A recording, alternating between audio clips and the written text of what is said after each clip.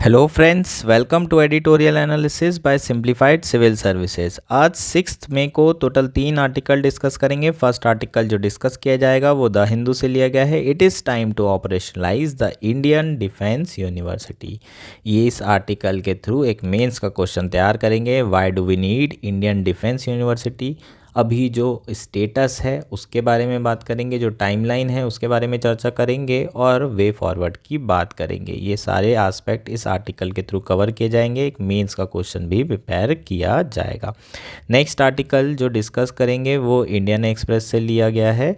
Look east. इस article में हम जो म्यांमार में रीसेंट कन्फ्लिक्ट चल रहा है, जो टर्मोइल चल रहा है, उसके बारे में चर्चा करेंगे और जो रीसेंट डेवलपमेंट है उसके बारे में बात करेंगे। प्री के पर्सपेक्टिव से जो प्लेसेस इन न्यूज़ होंगे वो पूछे जा सकते हैं, वो कवर करेंगे। और मेंस के पर्सपेक्टिव से भी बात करेंगे। जो म्यांमार में इनस्टेबिलिटी चल रही है उसमें इंडिया को अपनी जो पोजीशन है उसमें क्या चेंज करने की ज़रूरत है, ये सारे एस्पेक्ट कवर किए जाएंगे। नेक्स्ट और लास्ट आर्टिकल है what is artificial general intelligence and why are people worried about it. Artificial general intelligence और नैरो एआई के बारे में जो डिफरेंस है उसको डिस्कस किया जाएगा। मेनली इसलिए मैंने ये आर्टिकल लिया है कि ये डिफरेंस बताया जाए। बाकी एज सच ये सारी चीज़ें आपको पहले से पता है, इसके बारे में आप काफ़ी चीज़ें तो पहले से जानते ही हैं। अगर आपको हमारा कंटेंट पसंद आ रहा है तो प्लीज़ लाइक करिए, कमेंट करिए, शेयर करिए एंड सब्सक्राइब करिए। अगर इसकी पीडीएफ चाहिए तो आप हमारा टेलीग्राम चैनल ज्वाइन कर सकते हैं जिसकी लिंक नीचे दी होगी मोर में, या फिर आप जो है सिंप्लीफाइड सिविल सर्विस सर्च करिए, हम आपको मिल जाएंगे। आइए शुरू करते हैं हमारा एनालिसिस। हमारा फर्स्ट आर्टिकल है it is time to operationalise the Indian defence university. यह आर्टिकल द हिंदू में आया है। GS3 मेंस के पर्सपेक्टिव से, इंटरनल सिक्योरिटी एक्सटर्नल सिक्योरिटी के पर्सपेक्टिव से बहुत ज़्यादा इम्पॉर्टेंट ये आर्टिकल है। आपको डायरेक्टली मेंस में क्वेश्चन आ सकता है why do we need Indian defence university, इस तरह का क्वेश्चन आ सकता है। तो सबसे पहले रीजंस के बारे में बात करेंगे। इंडिपेंडेंस के बाद से इंडियन डिफेंस यूनिवर्सिटी का जो आइडिया है वो हमेशा से फ्लोट किया जा रहा है, लेकिन अभी तक के ये इस्टेब्लिश नहीं की गई है। तो जो स्लो टाइमलाइन चल रही है, जो स्लो प्रोग्रेस चल रही है, उसके बारे में चर्चा करेंगे। किस तरीके से आइडिया सबसे पहले फ्लोट किया गया था, उसके बाद क्या क्या चीज़ें की गई और अभी तक के इम्प्लीमेंटेशन क्यों नहीं हुआ है, ये सारे एस्पेक्ट पर चर्चा की जाएगी। और इसके अलावा वे फॉरवर्ड पर भी बात करेंगे। तो ओवरऑल जो मेंस वाले पर्सपेक्टिव हैं उसे कवर किया जाएगा। प्रीलिम्स पर्सपेक्टिव से कुछ कमिटीज़ के नाम मेंशन किए हैं, वो कमिटीज़ के नाम आपको ध्यान रखना है, वो सारी चीज़ें आपको पूछी जा सकती है। बहुत इंपॉर्टेंट ये हमारा आर्टिकल रहेगा मेंस के और प्री दोनों के पर्सपेक्टिव से। ये बिल्कुल भी सरप्राइज़ नहीं है कि बहुत सारी कंट्रीज़ डिफेंस यूनिवर्सिटीज़ इस्टेब्लिश कर रही है। उसका मेन पर्पस क्या है? मेन पर्पस है आर्म फोर्सेस में स्ट्रेटेजिक थिंकिंग को एनहांस करना। ये डिफेंस यूनिवर्सिटीज़ का मेन पर्पस है। इवन पाकिस्तान जैसी कंट्री में भी 2 डिफेंस यूनिवर्सिटी इस्टेब्लिश की गई है। चाइना की बात करें तो चाइना में ऐसी 3 डिफेंस यूनिवर्सिटीज़ बनाई गई हैं, लेकिन अभी तक के इंडिया में इंडियन डिफेंस यूनिवर्सिटी नहीं बनाई गई है। अभी तक के इसे इस्टेब्लिश नहीं किया गया है, जो कि चिंता की बात है।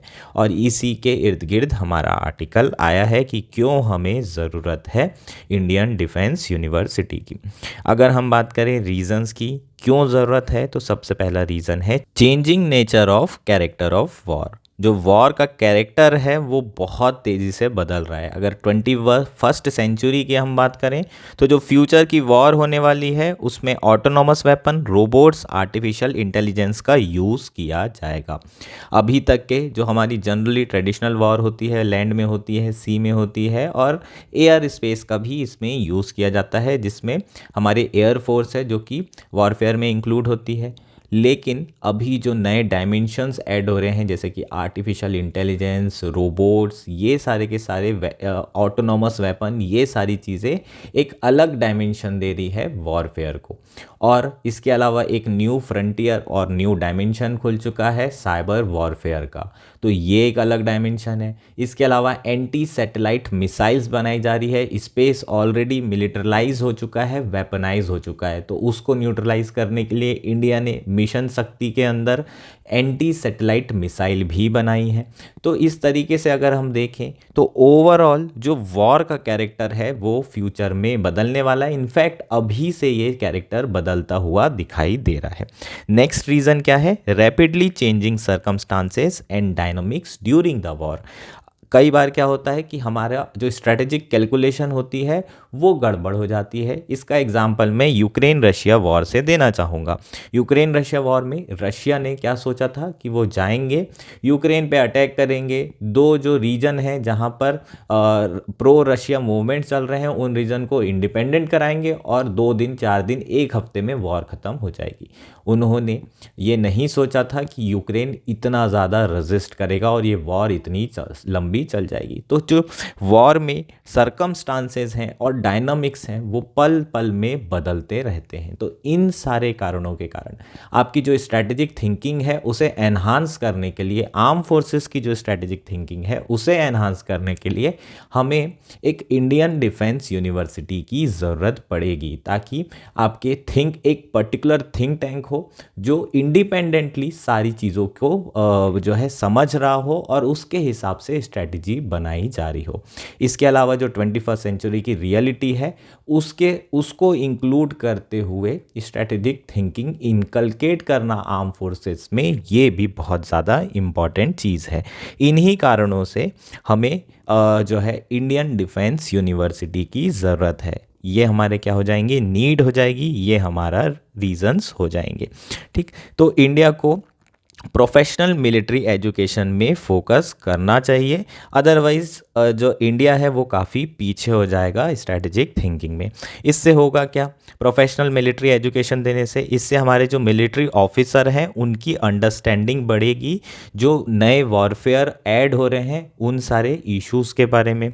इसके अलावा जो क्रिटिकल थिंकिंग है, स्ट्रैटेजिक थिंकिंग है, वो डेवलप होगी आर्म फोर्सेस में। इसके अलावा और क्या क्या हो सकता है? कई बार अगर हम देखें तो जो आर्म फोर्सेस हैं वो सिंगल डायमेंशन में सोचती हैं, सामने वाले को कैसे ख़त्म किया जाए। यहाँ पर जो सिविलियन आपके ऑफिसर्स हैं उनका रोल भी आ जाता है, कई बार डिप्लोमेसी का रोल भी आ जाता है। तो जब हम ऐसी डिफेंस यूनिवर्सिटीज़ को बनाएंगे, इस्टेब्लिश करेंगे, तो इसमें आर्म फोर्सेस के, रिटायर्ड आर्म फोर्सेस के ऑफिसर्स होंगे और रिटायर्ड सिविल सर्वेंट ऑफिसर्स होंगे। जब दोनों तरह की थिंकिंग यहाँ पर डिस्कस की जाएगी तो एक ब्रॉडर व्यू देखा जाएगा कि इंडिया को किन चीज़ों में फ़ायदा है और किन चीज़ों में नुकसान, कहाँ पर डिप्लोमेसी से आगे बढ़ना चाहिए, कहाँ पर सर्जिकल स्ट्राइक करने की ज़रूरत है, किस तरह की स्ट्राइक करने की ज़रूरत है, कितने एक्सटेंड तक के जो है आप इस वॉरफेयर को खींच सकते हैं, कितने एक्सटेंड तक आपको बैकआउट करने की ज़रूरत है। तो ये सारे एस्पेक्ट जो है, जब सिविल सर्वेंट की थिंकिंग और मिलिट्री ऑफिसर की थिंकिंग दोनों मैच करेगी तभी हम जो है कोई भी ऑपरेशन को ग्रीन लाइट दें। तो इस तरह की थिंकिंग डेवलप करने के लिए हमें प्रोफेशनल मिलिट्री एजुकेशन की ज़रूरत होगी। ये professional military education United states में 50 साल पहले से दिया जा रहा है, क्योंकि वो जानते हैं कि जो वॉरफेयर है उसमें जो डायनामिक्स हैं वो हर पल पल बदलते रहते हैं और इसके लिए एक स्ट्रेटेजिक और इंडिपेंडेंट थिंकिंग की ज़रूरत होगी, इंडिपेंडेंट थिंक टैंक की ज़रूरत होगी। अब इंडिया की बात कर लेते हैं कि इंडिया में अभी जो प्रोग्रेस है वो इतनी स्लो क्यों हो रही है, और टाइमलाइन की बात कर लेते हैं। इंडिपेंडेंस के बाद से ही ये चीज़ तो क्लियर हो गई थी कि मिलिट्री एजुकेशन देना बहुत ज़्यादा ज़रूरी है। 1967 में चीफ ऑफ स्टाफ कमेटी ने first time defence service university का आइडिया फ्लोट किया था। इसे इस्टेब्लिश करने का, इसे सेटअप करने का आइडिया 1967 में पहली बार आया था। चीफ ऑफ स्टाफ कमेटी ने एक स्टडी ग्रुप बनाया था। उस स्टडी ग्रुप ने 1982 में रिकमेंडेशन दी थी कि एक एपेक्स एजुकेशनल बॉडी होना चाहिए आर्म फोर्सेस के लिए, और ये इंडिपेंडेंट बॉडी होनी चाहिए। और किसके फॉर्म में होना चाहिए? इंडियन डिफेंस यूनिवर्सिटी के फॉर्म में होना चाहिए। 2 दशक के बाद जब कारगिल कन्फ्लिक्ट हुआ तब एक कमेटी इस्टेब्लिश की गई under the chairmanship of doctor के सुब्रमण्यम। उन्होंने इंडियन डिफेंस यूनिवर्सिटी का का जो आइडिया था उसे एग्जामाइन किया और उन्हीं की रिकमेंडेशन में 2010 में इन प्रिंसिपल अप्रूवल दिया गया इंडियन डिफेंस यूनिवर्सिटी के लिए कि इसे सेटअप किया जाएगा। कहाँ पर? गुड़गांव में। 2017-18 में कुछ रिपोर्ट आई कि आईडीयू जो है इस्टेब्लिश हो रहा है, इंडियन डिफेंस यूनिवर्सिटी इस्टेब्लिश होने वाली है, लेकिन उसके बाद से जो प्रोग्रेस है वो उतनी ज़्यादा नहीं दिख रही है। इंडिया की जो आर्म फोर्सेस है वो बहुत सारे वर्ल्ड क्लास ट्रेनिंग और एजुकेशन इंस्टीट्यूशन रन कर रही है, तो ऐसा बिल्कुल भी नहीं है कि इंडिया में आर्म फोर्सेस से रिलेटेड एजुकेशन दिया ही नहीं जा रहा है, ये बिल्कुल गलत होगा कहना। लेकिन एक इंटीग्रेटेड अप्रोच की ज़रूरत है। अभी तक जो चीज़ चल रही है वो साइलेंस बेस्ड अप्रोच पे चल रही है। इंडिया की जो आर्म फोर्सेस है वो बहुत सारे ट्रेनिंग इंस्टीट्यूशन चला रहे हैं। इंडिया की आर्म फोर्सेस को वहाँ प्रोफेशनल ट्रेनिंग दी जा रही है। इनफैक्ट साउथ एशियन कंट्रीज़ की जो मिलिट्री है उन्हें भी हम ट्रेनिंग प्रोवाइड कर रहे हैं। मिज़ोरम में एक अलग से ट्रेनिंग सेंटर है जिसमें म्यांमार की जो मिलिट्री है उन्हें ट्रेनिंग प्रोवाइड की जाती है। ऐसे बहुत सारी साउथ एशियन कंट्रीज़ के साथ इंडिया अपने एक्सपीरियंस शेयर कर रहा है, उन्हें भी ट्रेनिंग प्रोवाइड कर रहा है। तो इंडिया का जो है प्रोफेशनल ट्रेनिंग में स्पेशली इंडिया की आर्म फोर्सेस का कोई जवाब नहीं है। लेकिन एजुकेशन में बात करें तो एजुकेशन में by and large silence based approach है। साइलेंस बेस्ड अप्रोच मतलब जैसे कि आर्म फोर्सेस का जो एजुकेशन है ऑलरेडी कुछ इंस्टीट्यूशन है उनसे टाई अप कर लिया गया। जैसे कि आपने एनडीए क्लियर किया तो आपको बिट्स पिलानी से मैकेनिकल में इंजीनियरिंग करवा दी जाती है, ठीक है, तो आपको सिर्फ एनडीए क्लियर करना होता है। तो यहाँ पर आर्मी ने टाई अप करके रखा है। ये सारे के सारे जो जितने भी इंस्टीट्यूशन है उनसे टाई अप है, एकेडमिक नॉलेज शेयर किया जा रहा है, स्ट्रैटेजिक थिंकिंग पे फोकस किया जा रहा है। लेकिन ये सारे इंस्टीट्यूट साइलोस बेस्ड अप्रोच है, मतलब सिंगल इंस्टीट्यूट है, एक इंटीग्रेटेड अप्रोच नहीं है, एक सिंगल इंडियन डिफेंस यूनिवर्सिटीज़ नहीं है जहाँ पर सारे सिविल सर्वेंट्स भी आएँ, वेटरन सिविल सर्वेंट्स हों, उनकी थिंकिंग जो है वहाँ पर मिक्स की जाए किसके साथ? जो वेटरन आर्म फोर्सेस हैं उनके साथ, और फिर एक ब्रॉडर जो है विजन और एक ब्रॉडर आइडिया के साथ इंडिया की डिफेंस स्ट्रेटेजी तैयार की जाए। इसकी कहीं ना कहीं कमी है और इसलिए इंडिया को जो है आईडीयू की बहुत ज़्यादा ज़रूरत है। नेक्स्ट और मोस्ट इम्पॉर्टेंट पॉइंट है, आईडीयू को कंफ्यूज नहीं होना है राष्ट्रीय रक्षा यूनिवर्सिटी से। राष्ट्रीय रक्षा यूनिवर्सिटी अलग चीज़ है, आईडीयू अलग चीज़ है। हालांकि बहुत सारे एक्सपर्ट्स का मानना ये है कि राष्ट्रीय रक्षा यूनिवर्सिटी 2020 में जो इस्टेब्लिश की गई थी गुजरात में, इसको बनाने के बाद आपको इंडियन डिफेंस यूनिवर्सिटी की ज़रूरत नहीं है। लेकिन राइटर का कहना है कि ये आर्गूमेंट पूरा का पूरा फ्लॉड है। क्यों फ्लॉड है? क्योंकि हम यहाँ पर ऑरेंजेस और एप्पल को कंपेयर कर रहे हैं। जो आरआरयू एक्ट बनाया गया है उसके अगर हम ऑब्जेक्टिव उठा के देख लें तो उसमें एजुकेशन में डिफेंस एजुकेशन की तो कहीं बात ही नहीं की गई है उसके ऑब्जेक्टिव्स में, और ना ही उसका करिकुलम फुली फोकस्ड है, सोली फोकस्ड है किसके ऊपर? मिलिट्री रिक्वायरमेंट्स के ऊपर for management of war and execution of plans. इससे रिलेटेड करिकुलम में कुछ भी चीज़ें इंक्लूड ही नहीं की गई है। जब ये चीज़ें इंक्लूड नहीं की गई है तो हम राष्ट्रीय रक्षा यूनिवर्सिटी को क्या नहीं बोल सकते? अल्टरनेटिव नहीं बता सकते इंडियन डिफेंस यूनिवर्सिटी का। तो बहुत ज़्यादा हाई टाइम है, नीड ऑफ आवर ये है कि हमें आईडीयू को ऑपरेशनलाइज करना चाहिए। अदरवाइज़ हम लोग जो स्ट्रैटेजिक थिंकिंग है, जो एकेडमिक रिगॉर है, उसमें काफ़ी पीछे रह जाएंगे। ये सारे चीज़ें होपफुली आपको क्लियर हो चुकी होगी related to Indian defence university. ये हमारा आर्टिकल था।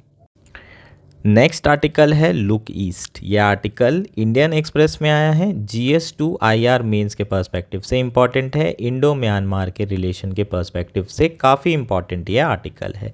GS3 इंटरनल सिक्योरिटी के पर्सपेक्टिव से भी इम्पॉर्टेंट है। अगर म्यांमार स्टेबल नहीं रहेगा तो इंडिया का जो नॉर्थ ईस्टर्न रीजन है वहाँ बहुत सारे इंटरनल कन्फ्लिक्ट्स आ सकते हैं, इंटरनल सिक्योरिटी इश्यूज डेवलप हो सकते हैं। तो GS3 में आपको म्यांमार वाला डायमेंशन हमेशा लिखना होगा जब भी सिक्योरिटी इश्यूज़ के बारे में क्वेश्चन आता है। आपको ये चीज़ आप ध्यान रखेंगे। प्रीलिम्स के पर्सपेक्टिव से इसलिए इंपॉर्टेंट है क्योंकि जो रीसेंट डेवलपमेंट हो रहे हैं उसमें बहुत सारे प्लेसेस न्यूज़ में आ रहे हैं और ये प्लेसेस इन न्यूज़ आपको प्रीलिम्स 2024 में पूछे जा सकते हैं। तो ये सारे एस्पेक्ट इस आर्टिकल के थ्रू कवर किए जाएंगे। जो रीसेंट डेवलपमेंट है उसकी बात करेंगे, उससे पहले बैकग्राउंड थोड़ा समझ लेते हैं।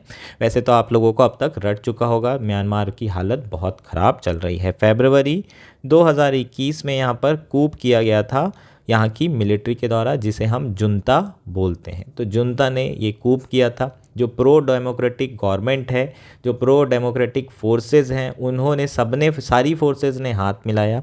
जो इथनिक फोर्सेस हैं उन्होंने भी, सारी फोर्सेस ने हाथ मिलाया। अब प्रो डेमोक्रेटिक ग्रुपिंग्स और इथनिक फोर्सेस दोनों मिल करके जो आपके मिलिट्री है उनके अगेंस्ट ऑपरेशंस चला रहे हैं और वायलेंस का इस्तेमाल कर रहे हैं, और जितने भी इनके पोस्ट हैं उन पर अटैक किया जा रहा है और उन टेरिटरी को टेक ओवर किया जा रहा है। किनके द्वारा? डेमोक्रेटिक ग्रुपिंग्स के द्वारा और इथनिक फोर्सेस के द्वारा।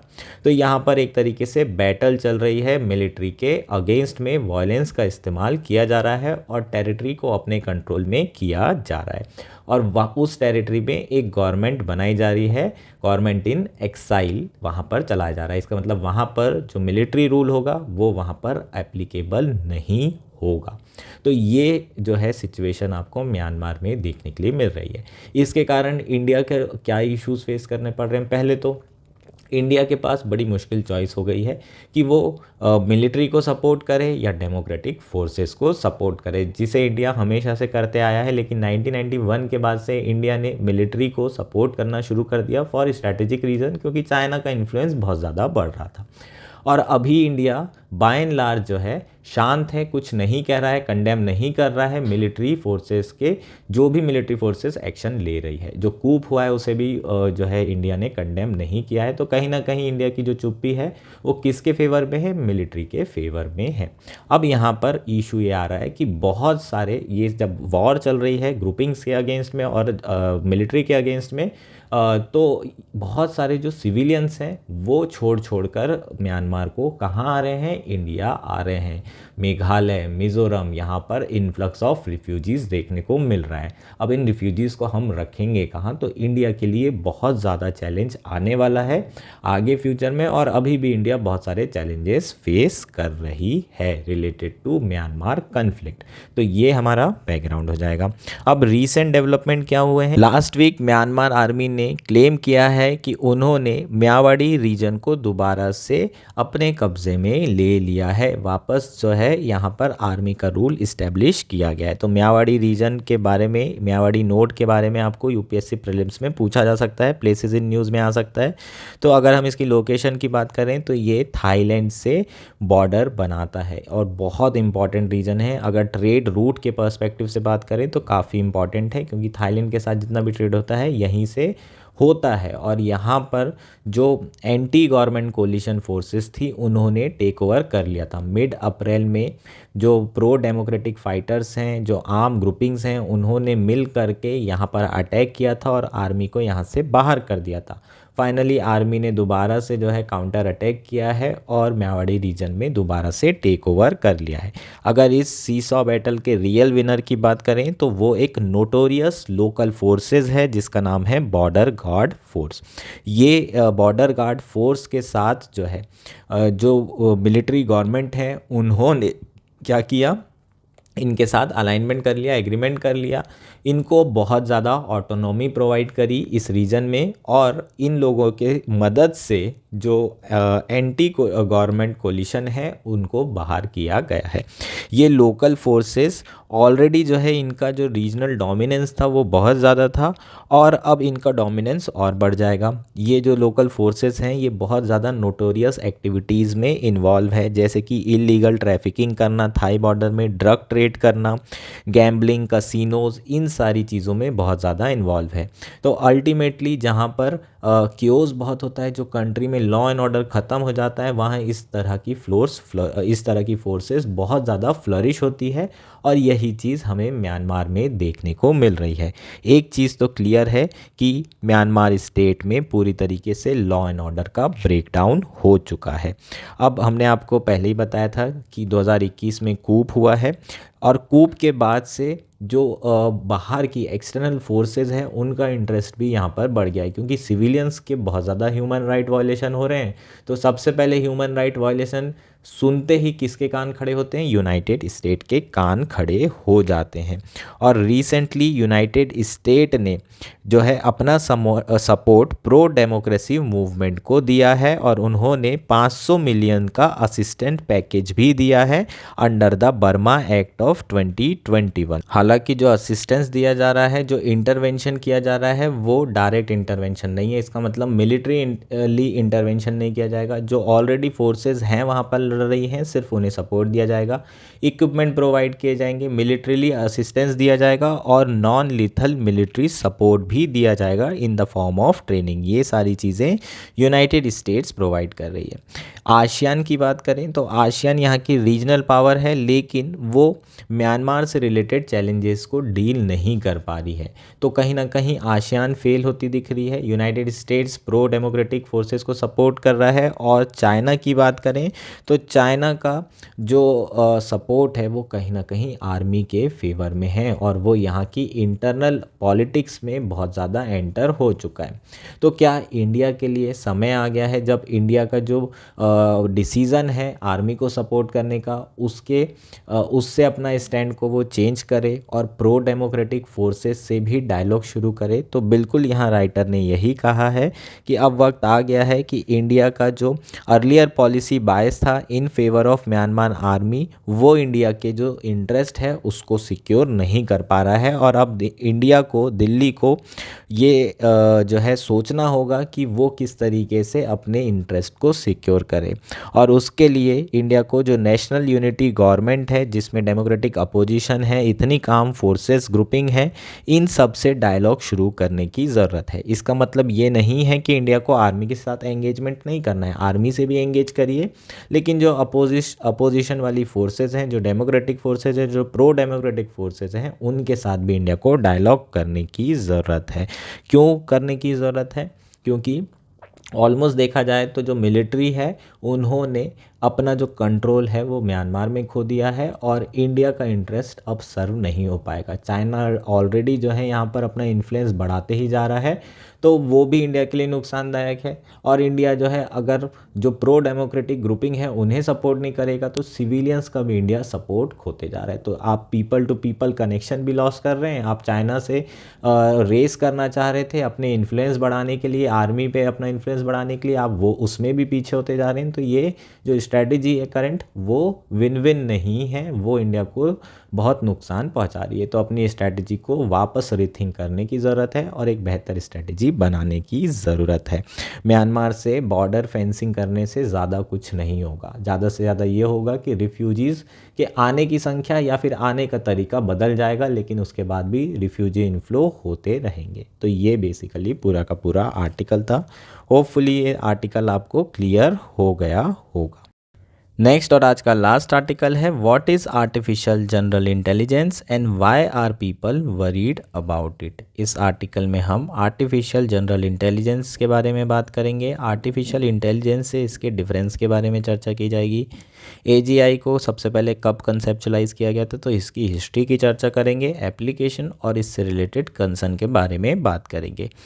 अब आर्टिकल शुरू करते हैं। रिसेंटली एक इंटरव्यू में ओपन एआई के सीईओ सैम आल्टमैन ने कहा है कि वो $1 बिलियन इन्वेस्ट करेंगे towards the development of artificial general intelligence. हालांकि बहुत सारे कमेंटेटर और एक्सपर्ट का ये मानना है कि आर्टिफिशियल जनरल जो इंटेलिजेंस है वो हमारी फ्यूचर जनरेशन के लिए सही नहीं है। तो जो एप्रीहेंशंस हैं उसके बारे में भी बात करेंगे। सबसे पहले आर्टिफिशियल जनरल इंटेलिजेंस के बारे में बात कर लेते हैं। तो एजीआई है क्या? AGI refers to a machine or software that can emulate human cognitive abilities such as it can perform any task that human can do. This includes reasoning, common sense, abstract thinking, background knowledge, differentiating between cause and effect.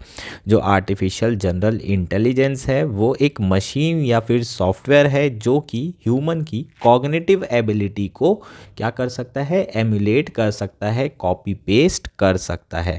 जिस तरीके से human task को perform करता है उसी तरीके से एक मशीन भी ह्यूमन के टास्क को परफॉर्म कर सकती है। जैसे कि मशीन जिस तरीके से ह्यूमन रीज़न दे रहा है उसी तरीके से मशीन भी रीज़न दे सकती है, क्रिटिकल थिंकिंग कर सकती है, एब्स्ट्रैक्ट थिंकिंग कर सकती है, कॉमन सेंस होगा मशीन में। तो जस्ट एक तरीके से कहा जाए तो एक और ह्यूमन डेवलप किया जा रहा है, लेकिन उसके अंदर ना डाइजेस्टिव सिस्टम होगा, ना नर्व्स होगी, ना ब्रेन होगा, ना कुछ भी बॉडी के पार्ट्स होंगे, ना ब्लड बह रहा होगा। उनके अंदर सिर्फ एल्गोरिदम होगी, वायर्स होंगे और सेमीकंडक्टर चिप्स होगी। तो एक तरीके से हम एक रोबोटिक ह्यूमन को यहाँ पर डेवलप कर रहे हैं। आर्टिफिशियल जनरल इंटेलिजेंस यहाँ पर डेवलप की जा रही है। होपफुली ये सारी चीज़ें क्लियर है। इनफैक्ट जो ह्यूमन होते हैं वो चीज़ें लर्न कैसे करते हैं, देख के सीखते हैं, एक्सपीरियंस से सीखते हैं, लोगों को ऑब्ज़र्व करते हैं, पीपल को ऑब्ज़र्व करते हैं और सारी चीज़ें सीखते हैं। चाहे रीडिंग बुक्स के थ्रू सीखेंगे, कुछ दूसरों के एक्सपीरियंस से, कुछ खुद के एक्सपीरियंस से, टेलीविज़न देख के सीखेंगे। तो इसी तरीके से जो आर्टिफिशियल इंटेलिजेंस मशीन है वो भी ह्यूमन की तरह ही सारी चीज़ें ऑब्ज़र्व करेगी, एनवायरनमेंट में जो हो रही हैं चीज़ें, और फिर उसे प्रोसेस करके अपने डिसीज़न मेकिंग करेगी। तो बेसिकली जो एजीआई है वो ह्यूमन की थिंकिंग को रेप्लिकेट करने की कोशिश की जा रही है। ये चीज़ें क्लियर है। अब जो एजीआई है वो आर्टिफिशियल इंटेलिजेंस से किस तरीके से अलग है। आर्टिफिशियल इंटेलिजेंस की बात करें तो हम नैरो एआई की बात भी कर सकते हैं। आर्टिफिशियल इंटेलिजेंस जब बोला जाता है तो उसे नैरो एआई कहा जाता है, और जो आपका एजीआई है आर्टिफिशियल जनरल इंटेलिजेंस, ये ब्रॉड एआई में इंक्लूड इसे किया जा सकता है। नैरो एआई का काम क्या है, छोटे छोटे टास्क जो है परफॉर्म करता है। जैसे कि इमेज रिकॉग्निशन, आपने कोई इमेज डाली, फटाक से आपका आर्टिफिशियल इंटेलिजेंस रिकॉग्नाइज करेगा। वॉइस रिकॉग्निशन ये एआई करके दे देगा, ट्रांसलेशन करके दे देगा, चेस खेल लेगा, है ना। मशीन जो है ह्यूमन के साथ चेस खेल लेगी, कंप्यूटर आपके साथ चेस खेलेगा। तो ये जो स्पेसिफिक फंक्शंस हैं ये जो करता है इसको हम आर्टिफिशियल इंटेलिजेंस या फिर नैरो आर्टिफिशियल इंटेलिजेंस कहते हैं। इनके जो फंक्शंस होते हैं वो लिमिटेड होते हैं। लेकिन जब आप एजीआई की बात करेंगे तो ये बहुत ही ज़्यादा जनरलाइज फॉर्म ऑफ इंटेलिजेंस है। ये किसी पर्टिकुलर स्पेसिफिक टास्क करने के लिए नहीं होते हैं, ये ब्रॉडर टास्क करने के लिए, जैसे ह्यूमन होंगे उसी तरीके से ब्रॉडर टास्क करने के लिए जो है artificial general intelligence machine develop की जा रही है। होपफुली ये सारी चीज़ें क्लियर है। जैसे कि ह्यूमन होते हैं वैसे ही एजीआई होते हैं। नेक्स्ट बात करते हैं, जो एजीआई का आइडिया है वो कितना पुराना है। 1950 में सबसे पहले ये आइडिया इमर्ज हुआ था, और किसने किया था, एलन ट्यूरिंग ने इसको जो है इस आइडिया को कंसेप्चुलाइज किया था। इन्हें father of theoretical computer science and AI भी कहा जाता है। उन्होंने उस समय ट्यूरिंग टेस्ट इंट्रोड्यूस किया था। ये ट्यूरिंग टेस्ट है क्या, if machine can engage in conversation with human without being detected as a machine, according to the Turing test it has demonstrated human intelligence। अगर ह्यूमन मशीन के साथ conversation कर रही है और जो सामने वाला ह्यूमन है वो नहीं पहचान पाया कि ये मशीन है या ह्यूमन है, तो ये कहीं ना कहीं अकॉर्डिंग टू ट्यूरिंग टेस्ट ये डिमॉन्स्ट्रेट कर रहा है कि ये मशीन में ह्यूमन इंटेलिजेंस है, और इसी को हम ट्यूरिंग टेस्ट कहते हैं। अब इसके कुछ एप्लीकेशन है, वो सारी एप्लीकेशन के बारे में यार आप जानते हो। हेल्थ केयर सेक्टर में एप्लीकेशन है, इसके अलावा बिजनेस में एप्लीकेशन है, फाइनेंस में एप्लीकेशन है, बहुत सारी जो है एप्लीकेशन के बारे में आप जानते होंगे। हम इससे रिलेटेड जो स्केप्टिसिज्म है, जो एप्रीहेंशंस हैं, उसके बारे में बात कर लेते हैं। बहुत प्रॉमिसिंग तो है फ्यूचर के लिए, लेकिन बहुत सारे इसके कॉन्स भी हैं, उसके बारे में चर्चा करेंगे। सबसे पहले जो आपकी एजीआई सिस्टम है वो उसकी कंप्यूटेशनल पावर बहुत ज़्यादा होगी, लेकिन उसके लिए जो बिजली और जो पावर यूज़ किया जाएगा वो भी बहुत ज़्यादा यूज़ किया जाएगा, और उसके कारण जो आपके एनवायरमेंटल इम्पैक्ट्स हैं वो तो होंगे ही होंगे। जैसे कि आप बिटकॉइन की भी बात करते हैं तो बिटकॉइन को क्रिटिसाइज़ बहुत किया जाता है क्योंकि इसकी माइनिंग में जो पावर लग रही है वो बहुत ज़्यादा लग रही है। पावर कंजम्पशन बहुत बढ़ेगा तो एनवायरनमेंट का लॉस होगा ही होगा, एनवायरनमेंट डिग्रेडेड होगा ही होगा। इसी तरीके से जो आर्टिफिशियल जनरल इंटेलिजेंस टेक्नोलॉजीज़ होंगी उनकी जो कंप्यूटेशनल पावर है वो ज़्यादा होगी, तो जो उनको पावर लगेगी, है ना, जो पावर उन लोग यूज़ करेंगे उससे एनवायरनमेंट इश्यूज़ डेवलप होंगे। इसके अलावा ई वेस्ट जनरेशन भी बहुत ज़्यादा होगा, तो एनवायरनमेंट रिलेटेड एप्रीहेंशंस हैं। दूसरा, बहुत ज़्यादा जॉब लॉसेस हो सकते हैं। जो नैरो एआई है उसके कारण भी बहुत ज़्यादा जॉब लॉसेस हो सकते हैं, क्योंकि जो स्पेसिफिक टास्क है जो कि पहले ह्यूमन और लेबर किया करते थे वो सारे के सारे जो है जॉब्स ख़त्म हो जाएंगे। तो जो सेमी स्किल्ड और अनस्किल्ड जॉब थे वो फ्यूचर में हो सकता है है ख़त्म हो जाए, बहुत ज़्यादा इकोनॉमिक डिस्पैरिटी देखने को मिले। जो एजीआई कंट्रोल करेगा उन्हीं के पास पैसा होगा, बाकी सब गरीब रहेंगे। इसके अलावा सिक्योरिटी वनरेबिलिटीज़ भी बहुत ज़्यादा है ना, सिक्योरिटी थ्रेट भी बहुत ज़्यादा है। ऑटोनॉमस वेपन्स का यूज़ किया जाएगा। जो कंट्री एजीआई से रिलेटेड चीज़ें डेवलप करेगी वो सुपीरियर हो जाएगी, वहाँ की गवर्नमेंट सुपीरियर हो जाएगी। तो बहुत ज़्यादा जो है हमें मिलिट्रली भी इनइक्वालिटी देखने को मिल सकती है, और एक नए डायमेंशन अभी हमने जो डिस्कस किए थे वॉरफेयर में वो ऐड हो सकते हैं। इसके अलावा अगर हम ह्यूमंस की बात करें तो वो सारे के सारे एजीआई में अगर डिपेंडेंट हो जाएंगे तो जो एक थ्योरी दी गई है कि वो अपनी बेसिक ह्यूमन स्किल और कैपेबिलिटी भी लूज़ कर जाएंगे, ये भी एक पॉसिबिलिटी है और इसका भी लोगों को डर है। इसके अलावा आपने बहुत सारी मूवीज़ देखे होंगे जिसमें आर्टिफिशियल जनरल इंटेलिजेंस मशीन तैयार कर ली जाती है और वो फिर बाद में ह्यूमन के अगेंस्ट ही हो जाते हैं, कुछ मेल फंक्शन हो जाता है। एक मूवी आई थी रजनीकांत की, है ना, वो भी आपने देखी होगी। तो इस तरीके से ह्यूमन के अगेंस्ट, ह्यूमन के वेलबींग के अगेंस्ट भी ये आर्टिफिशियल जनरल इंटेलिजेंस मशीन काम कर सकती है। तो ये सारी चीज़ें क्या है, इसके अप्रीहेंशन हो जाएंगे। होपफुली ये आर्टिकल आपको क्लियर है। वैसे तो आप ये सारी चीज़ें जानते होंगे, बस आर्टिफिशियल जनरल इंटेलिजेंस और गलती से आपको एआई के बीच में डिफरेंस आ जाता था तो हो सकता है आपको पता ना हो, तो आज वो भी क्लियर हो गया होगा। That's it for today. Thank you and enjoy your day.